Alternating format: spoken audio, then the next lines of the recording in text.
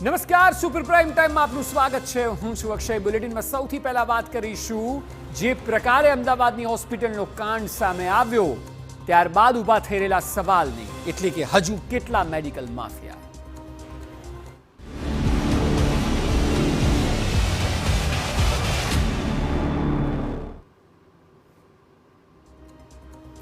સરકાર તરફથી ફરિયાદી અને તપાસ કમિટીના સભ્ય ડોક્ટર પ્રકાશ મહેતાએ TV9 સાથે એક્સક્લુઝિવ વાતચીત કરી. આ આખા કાંડ દરમિયાન વાતચીત જ્યારે તેઓએ કરી ત્યારે એવા ખુલાસા કર્યા છે કે જે સાબિત કરે છે કે ખ્યાતિ હોસ્પિટલ અને તેનો સ્ટાફ બે લોકોના મોત માટે જવાબદાર છે અને સાથે જ અન્ય તમામની એન્જિયોગ્રાફી અને એન્જિયોપ્લાસ્ટી પણ જુઠ્ઠા રિપોર્ટોને આધારે કરવામાં આવી છે. સાંભળો. ખ્યાતિ હોસ્પિટલમાં સમગ્ર પ્રકરણ મામલે તપાસમાં ચોંકાવનારા ખુલાસા સામે આવી રહ્યા છે. સૌપ્રથમ તો જે કમિટીના સભ્ય છે તે આપણી સાથે છે. તેઓ સરકાર તરફથી ફરિયાદી પણ છે, ડૉક્ટર પ્રકાશભાઈ મહેતા. પ્રકાશભાઈ, સમગ્ર તપાસ, કેટલા કેસ સ્ટડી લેવામાં આવ્યા, કેટલા દર્દીઓની તપાસ થઈ અને કઈ રીતે તપાસ થઈ? 19 દર્દીઓની તપાસ કરવામાં આવે. એ 19 દર્દીઓની તપાસ છે એ એટલા માટે કરવામાં આવી કે આ જે ઘટના બની, જે 2 દર્દીના મૃત્યુ થયા હતા, એ સમગ્ર ઘટના એક કડી તાલુકાના ગ્રામ્ય વિસ્તારમાં કેમ્પ કરી અને આ લોકોએ જે દર્દીને બોલાવીને દાખલ કર્યા હતા એના સંદર્ભમાં હતી. એટલે 19 દર્દીઓની સંપૂર્ણ તપાસ કરવામાં આવી. એ 19 દર્દીઓની એન્જિયોગ્રાફી કરવામાં આવી હતી. એમાંથી 7 દર્દીઓની એન્જિયોપ્લાસ્ટી કરવામાં આવી હતી અને તે પૈકી 2 દર્દીના મૃત્યુ થયા હતા. જે દર્દીઓ છે કે જેની ખોટી એન્જિયોગ્રાફી હોય કે એન્જિયોપ્લાસ્ટી હોય તેવા કેટલા હતા? તમામ દર્દીઓની એન્જિયોગ્રાફી અને એન્જિયોપ્લાસ્ટી ખોટી હતી.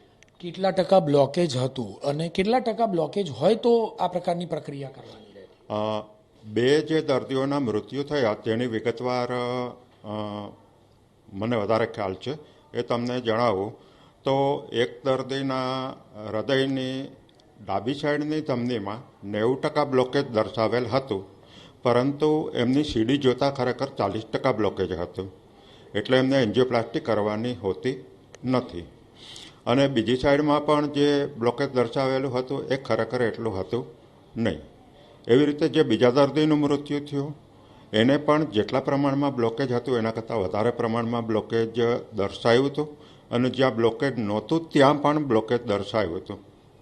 પરવાનગી વગર જ આ હોસ્પિટલ ચાલતી હોવાની વાત છે. આ બાબતે કયા પ્રકારની તપાસ થઈ?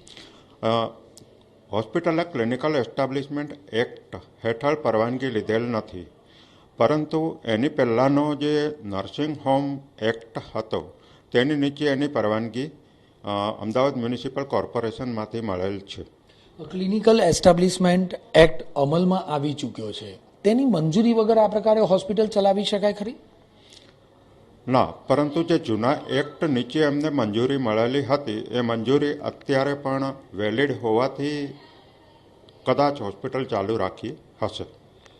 જોઈએ તો સમગ્ર તપાસમાં આ પ્રકારની મંજૂરી વગર હોસ્પિટલ તો ચલાવી, સાથે સાથે જે જવાબદાર વ્યક્તિઓ છે તેમાં મેડિકલ કાઉન્સિલ દ્વારા કયા પ્રકારના કડકાઈ ભર્યા પગલાં લેવાઈ શકે? મેડિકલ કાઉન્સિલ આ હોસ્પિટલમાં જે ડૉક્ટરો છે કે જે આ પ્રકારની કામગીરીમાં ઇન્વોલ્વ થયેલા છે અને જેમની સામે સાબિત થઈ શકશે કે એમણે અયોગ્ય કરેલું છે, એમની સામે મેડિકલ કાઉન્સિલ પગલાં લઈ અને એમનું રજિસ્ટ્રેશન રદ કરી શકે છે.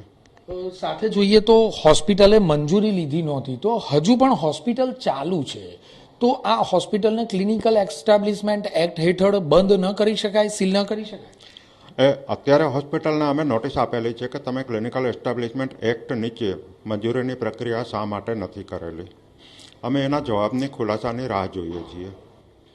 જોઈએ તો આગળ જે બીજા અન્ય જે દર્દીઓ હતા 19 સિવાયના કે જેમને હકીકતમાં તેમને જે પણ ટ્રીટમેન્ટ આપવામાં આવી હતી, કાર્ડિયાક રિગાર્ડિંગ હોય કે અન્ય કોઈ પણ માત્ર મા કાર્ડનો ઉપયોગ કરી રૂપિયા કમાવા હેતુસર ઓપરેશન કરવામાં આવ્યા હતા કે કેમ, તે બાબતે અન્ય દર્દીઓ, સમગ્ર ખ્યાતિ હોસ્પિટલના દર્દીઓ હતા, તેની કોઈ તપાસ થઈ છે ખરી? અમારે તપાસ કમિટી તાત્કાલિક રચવામાં આવી હતી અને એને માટે તાત્કાલિક આ જે ઘટના બની એના સંદર્ભમાં રિપોર્ટ તૈયાર કરવાનો હતો, એટલે અમે અમારી તપાસ મર્યાદિત રાખી હતી અને આ 19 દર્દી પૂરતી જ તપાસ કરેલી છે. ત્યારબાદ જો સરકારશ્રી દ્વારા બીજો આદેશ કરવામાં આવશે તો અમે બાકીની તપાસ કરીશું. પ્રાથમિક તબક્કામાં કેટલા દર્દીઓએ અંદાજે પીએમજે કાર્ડ હેઠળ આ હોસ્પિટલમાં લાભ લીધો હોય તેવું લાગે છે, અને માત્ર કાર્ડિયાક પેશન્ટ જ આવતા હતા કે અન્ય પેશન્ટ પણ આવતા હતા? એ મને ખ્યાલ નથી. ટૂંકમાં કહીએ તો હાલના તબક્કે તમામ તપાસ ચાલ્યું છે, પરંતુ માત્ર 19 જેટલા દર્દીઓના કેસ સ્ટડીની તપાસ કરવામાં આવી છે.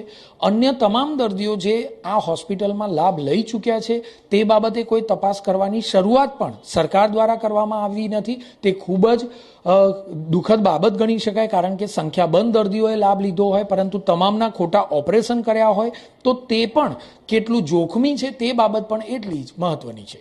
કેમેરામેન અરવિંદ સોલંકી સાથે જિગ્નેશ